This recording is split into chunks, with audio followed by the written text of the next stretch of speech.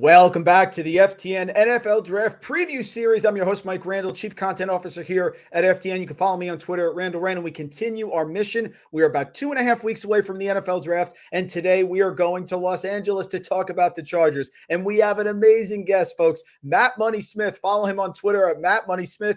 3 to 7 p.m. You can find him, Petros and Money on AM 570 out in LA. Play-by-play for the Chargers. Ton of energy, ton of insight. Matt, thanks for joining us. How you doing here?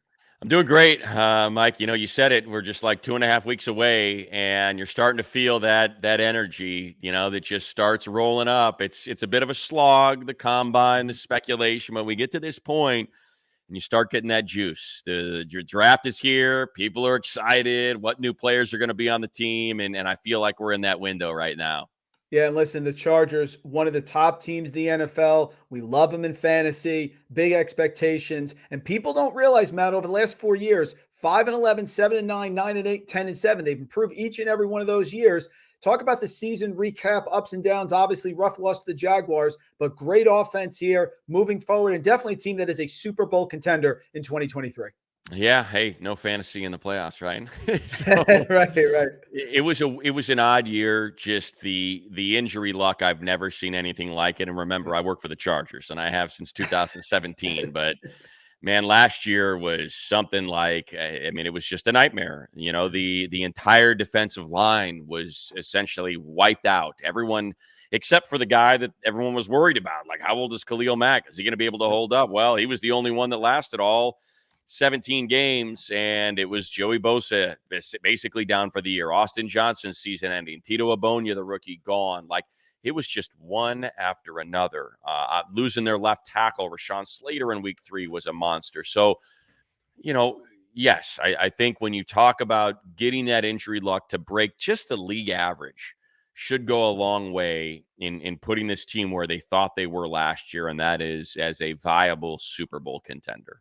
Yeah, definitely are. And we're going to start on offense here. Obviously, quarterback franchise, Herbert, all set to go. But the question is the weapons around him here, specifically Austin Ekeler, Keenan Allen. Let's talk about players and any moving parts you see on the offensive side of the ball this year for the Chargers.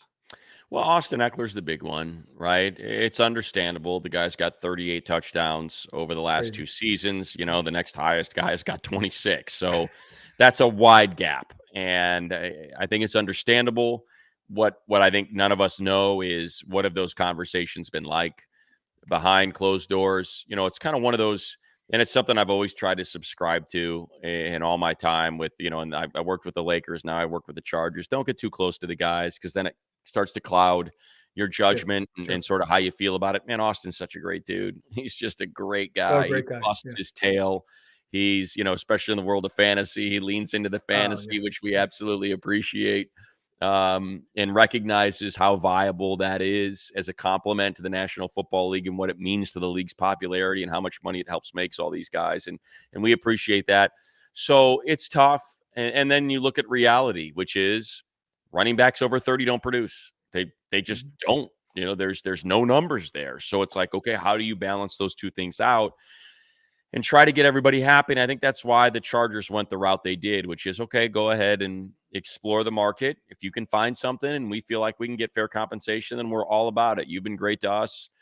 Let's see if we can make this work. And I think he discovered quickly, and you see the deals that were signed in the free agent market, that it's a bummer. It's unfortunate, but $6.5 million is a pretty good sized deal for a running back that's 28 going on 29 years old. So I think those two will find a way to figure this out. And I would suspect that Austin's going to be back. I'm stoked that Keenan's back. I know there was a lot of speculation that he might be a cap casualty, but he's so important. Those 3rd and 4s, those 3rd and 6s, there's just nobody better in the league. He breaks you down the second that ball is snapped like nobody else. And he makes those tough catches and gets those sticks moving so you can extend drives.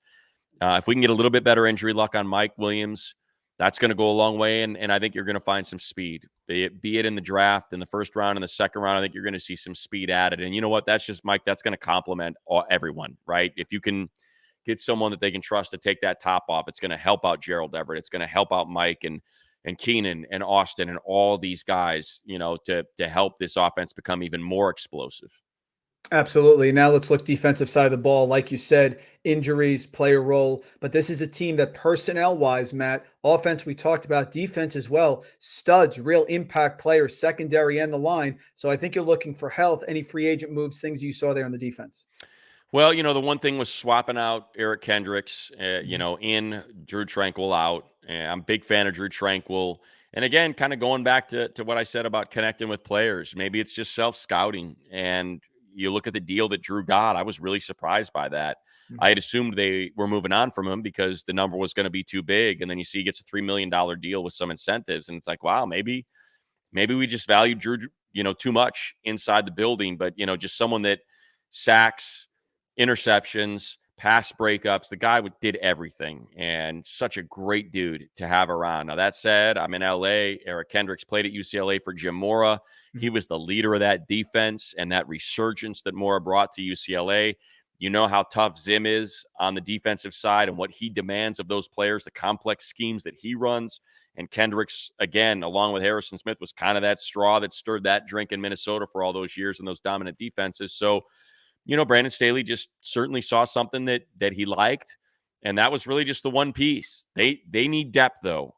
They have got to. That's why I think maybe trading out of 21, picking up some extra, an extra pick maybe in the third, get that 2, get that 3, figure out a way. Can you add a 4? I think trying to find starters, trying to find depth pieces after what they went through last year is going to be very important to this team because the depth specifically on the defensive line was tested. It was tested to fail in a handful of those games. And I think that's something that needs to be sorted out. They need another edge rusher. Joey Mhm. was gone for 13 of the 17 weeks.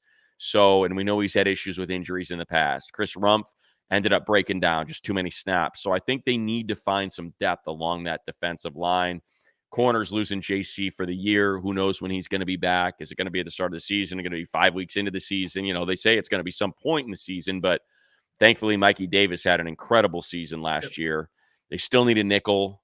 So yeah, you're right, Mike. There's a lot of answers that needs to be, there's a lot of questions that need to be answered on that defensive side of the ball. Yeah, and still found a way, of course, to be 10th in pass DVOA. A little worse than the Russ, obviously. That's where you have to improve. Yeah. But let's transition right now to the draft. You talked about it. 21st pick overall. You have a pick in around 1, 2, 3, 4, 5, 6, and 7. So right across the board here. Of course, you know all the mock drafts. They're hot, Matt. What are you hearing? What do you think? Could it be a trade down, like you said? But if they stay at 21, what side of the ball do you think they're going with their pick here in the first round?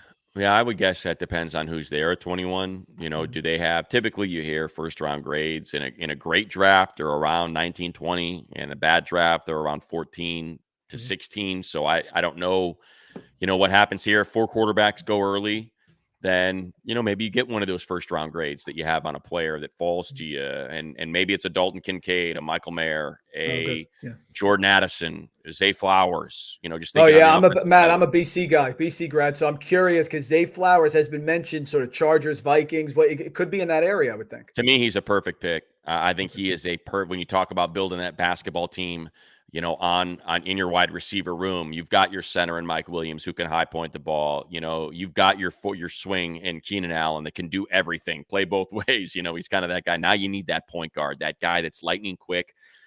He's so explosive, Yep. and I think he just adds an element to that wide receiver room that no one else in the draft can add. Quentin Johnson is more of that just sort of one trick. I shouldn't say that, but he's just more of that big, Mhm. fast. Zay can do everything. Man, that acceleration is elite. So I think that's a very real possibility. I think Jordan Addison's being overlooked. I think he's, for Okay. whatever reason, getting the short shrift right now. You go back 2 years and you watch what he and Kenny Pickett did, and man, he is an Mhm. elite route runner.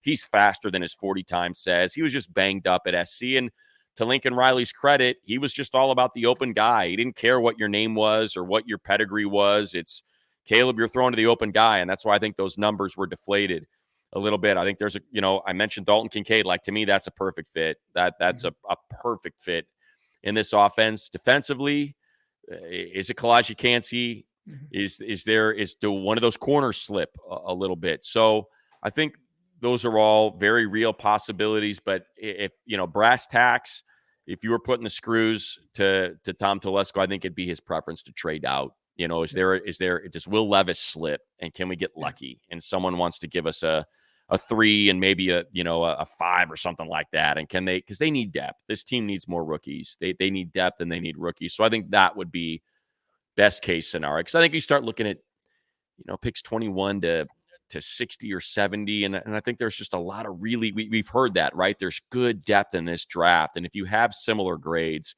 why not get that extra bite at the apple?